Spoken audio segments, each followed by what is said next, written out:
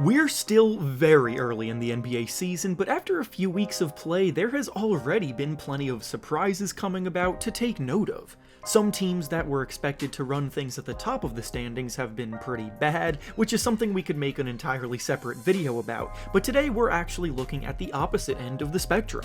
For this video, we'll be taking a look at 5 teams in particular that either weren't expected to win many games at all this year, or were just expected to be hovering around the middle of the pack, but are starting the year sitting strong in the standings. So we'll be going through each one, and quite simply, we'll be labeling them as either contenders or pretenders moving forward, along with why.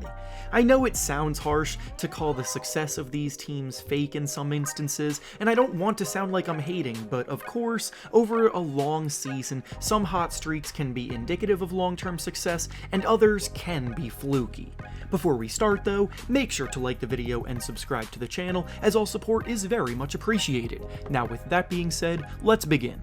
The first team we'll be taking a look at off to a surprisingly hot start is the San Antonio Spurs, and this was probably the easiest determination today as they unfortunately fall into the pretenders category. When you looked at the standings predictions before the season that media outlets were putting out, the Spurs were a popular pick by many to finish with the worst record in the entire league. 2 weeks later, they have won 5 of their first 7 games, including impressive wins over the Timberwolves, Bulls, and 76ers, so you can't even say that they've been squeaking out wins against bottom feeders. As long as Greg Popovich is in charge of the team, he will have any group of players he's given playing team-first basketball, buying into the system of selflessness, and that is exactly what we've seen out of them this year, despite their supposed lack of premier talent. The reason why I don't think this will continue on the hot streak, and eventually they'll fall back down to reality, competing for a top spot in the draft lottery, is because, quite simply, they have no real motivation to. Despite this hot start, there are already rumors that the team is looking to trade Jakob Poeltl. They're giving all of their young talent opportunities to shine, and youth always comes with ups and downs, and if we're completely being honest here, the contenders of the league don't really go all out on a random Tuesday in October, and they usually pick it up as the season progresses. The NBA season is long and arduous, so we're going to see a lot of upsets in early games, and by the midway point of the year, I think the Spurs will be back, fully tanking.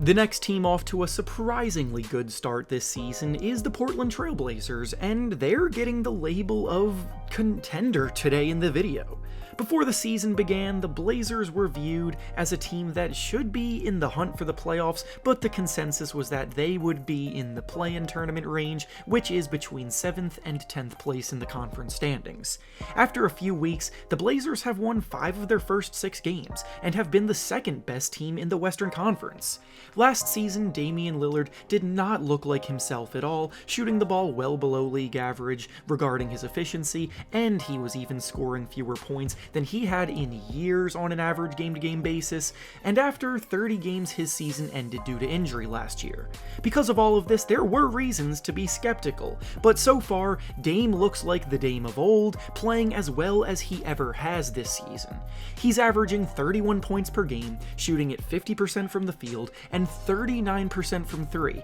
and it's not just him performing well, as the Blazers actually rank in the top 10 of the league both offensively and defensively so far. The defensive side of the ball was the biggest concern for this team in the offseason that they had to worry about, but so far it's been holding up, and even if they do regress back to the mean a little bit as time goes on, I am still a believer in them being a playoff team.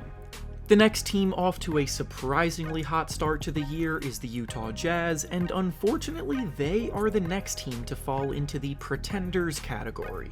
The Utah Jazz were completely written off by everybody this summer when they traded away both Donovan Mitchell and Rudy Gobert. Those 2 players were their franchise cornerstones and led the team to the playoffs year in and year out during their tenure, so when they were both shipped out for packages that were heavy with draft capital along with an assortment of role players, players, the assumption was that they too would be joining the tanking sweepstakes, but right now they have a record of 6 wins and just 2 losses, sitting in 3rd place in the Western Conference standings. They've beaten teams like the Timberwolves, Grizzlies, and the Nuggets so far, competing hard with good teams, and I'll be the first to admit that I definitely overlooked the talent that they still have on the roster, but even with all of that being said, I put them in the pretender category because I just don't see them sticking with this, and they should regress over time. Right now, teams like the Mavericks, Warriors, Timberwolves, and Clippers are all outside of the top 8 in the Western Conference standings, and quite simply, I don't think that's going to be the case at the end of the year. The Jazz have a nice group of talent, all contributing in a balanced way, with Colin Sexton looking to get going again on a new team, Lauri Markkanen thriving in a new role, Mike Conley making plays as a point guard with experience, Jared Vanderbilt demonstrating his value as a defensive stalwart, and Jordan Clarkson scoring in bunches too, amongst many others, but ultimately, there are too many good teams in the West for them to hold off, and talent does typically win out. The next team up off to a flying start to the season is the Cleveland Cavaliers, and they definitely land in the for real category. The Cavaliers aren't necessarily the biggest surprise on this list by any means, as they were a very good team when healthy last season, and they made a big trade in the offseason for Donovan Mitchell, but they didn't end up making the playoffs last season, and with how many teams there are in the mix for the standings in the East, this was still to be determined. They aren't even fully healthy right now, as all-star point guard Darius Garland got injured in the team's first game of the season, but they have been holding down the fort without him on both ends, thanks in large part to Donovan Mitchell playing some of the best basketball of his life. Mitchell is shooting the absolute lights out so far this season, scoring 32 points per game while shooting the ball 50% from the field and 45% from 3. And while those are obviously numbers that are nearly impossible to produce over a full 82-game season, he won't have to, because Darius Garland's return will take some of the load off of his shoulders, and the team will then have 2 all-star point guards that teams will have to try to stop. On top of this, the Cavaliers have built a dominant defense, ranking 3rd in the league right now on that end of the floor, centered around the duo of Evan Mobley and Jarrett Allen, holding things down in the middle, so this is a legitimately strong team with contention in their sights. Before the year, opinions on how good they were varied, with some obviously ready to put them in that top tier, while others were saying that they would sneak into the big dance, but I think they look as good as any team in the East. And finally, the last team off to a surprisingly hot start that we'll be discussing today is the Oklahoma City Thunder, and they too are unfortunately in the pretenders category. The Thunder are another team that are firmly in the middle of a rebuild, and especially after their second pick from this year's draft, Chet Holmgren, suffered an injury in the offseason that is going to hold him out for the whole year, they once again became a team that nobody really expected much from. However, they are currently one of the 8 teams in the Western Conference with a winning record, having beaten the Clippers and the Mavericks along the way.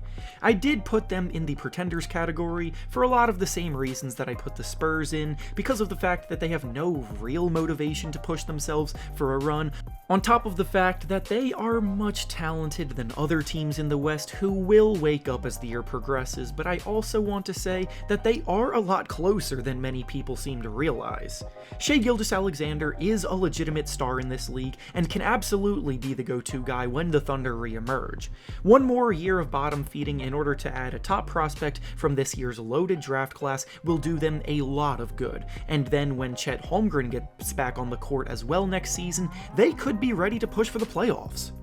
And with that being said, that's all I have for you today. Make sure to like the video, subscribe to the channel, and comment down below what you think about these teams and their surprising starts. Thanks for watching, and I'll see you all next time.